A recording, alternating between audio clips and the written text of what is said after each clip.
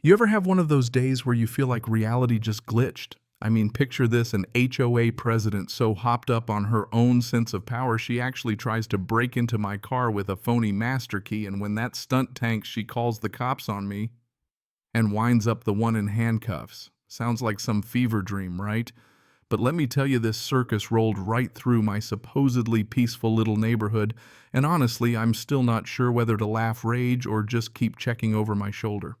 Drop a comment below, tell me where you're reading from, and if you've ever had an HOA moment that made you wonder if you'd wandered into the Twilight Zone, because trust me, you haven't seen anything yet. So the name's Ethan. I build car security systems for a living, which, yeah, is the universe's idea of a joke in this story. When I moved into Cedar Hollow, I was just looking for a little quiet, a place to mess with my gadgets, not my neighbors. On paper, this place was perfect. Every lawn like it's straight out of a magazine, mailboxes matching not a trash can out of line. What the realtor never mentioned was Cynthia Caldwell, the HOA president, who strutted around like she owned the zip code. This lady's fashion sense was legendary, for all the wrong reasons, strutting around in designer knockoffs that'd blind you if you stared too long.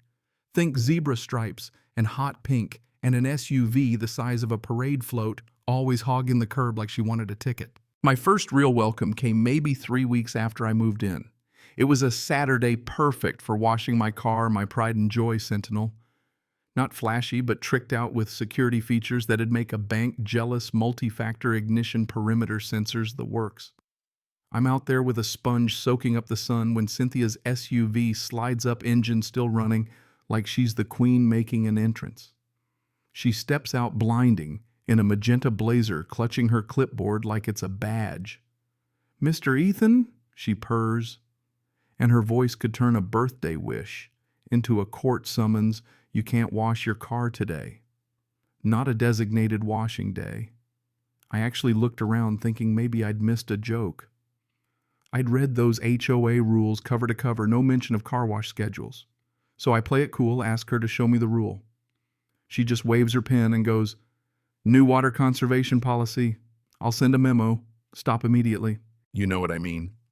It was obvious she was making it up as she went.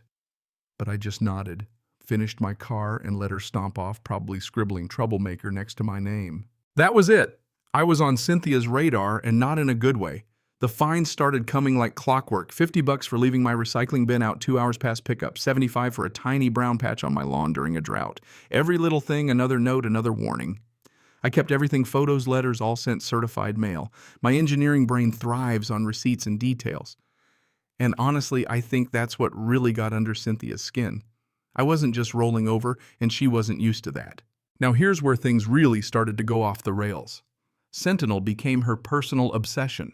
She'd leave notes on my windshield, fake official HOA stationery, complaining about imaginary violations, dust rims, whatever she could invent. Then one day she sends an HOA-wide email claiming my car is blocking emergency access, even though I had video proof it wasn't. She threatened to have it towed.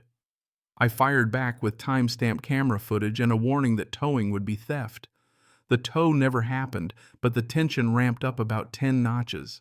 Then I start hearing rumors from Rachel, a sweet board member, the only sane one in the bunch.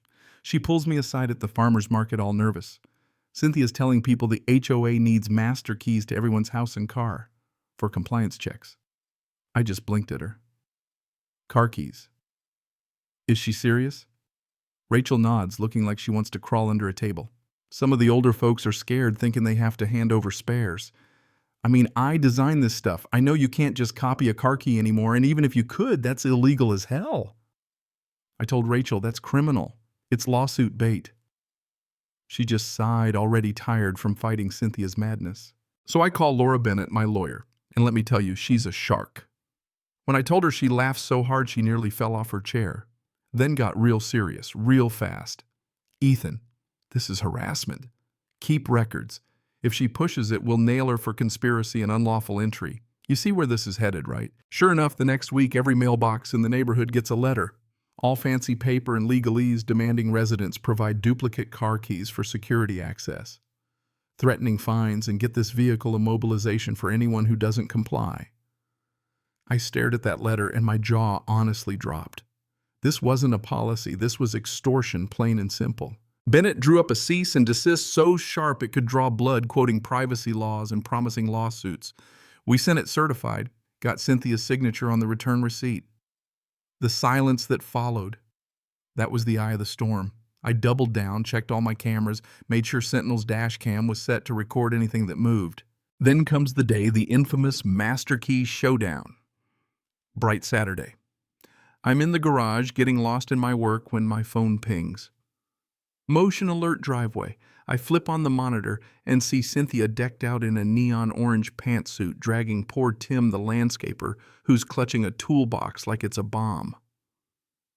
Cynthia stalks straight to Sentinel, whips out a shiny house key from her purse and tries to jam it in the lock. I kid you not, she really believed this dollar store blank was a master key. She grunts, twists nothing, tries again. Sentinel's alarm goes off like World War III. Sirens lights, the whole neighborhood jumps. Tim drops his toolbox and bolts.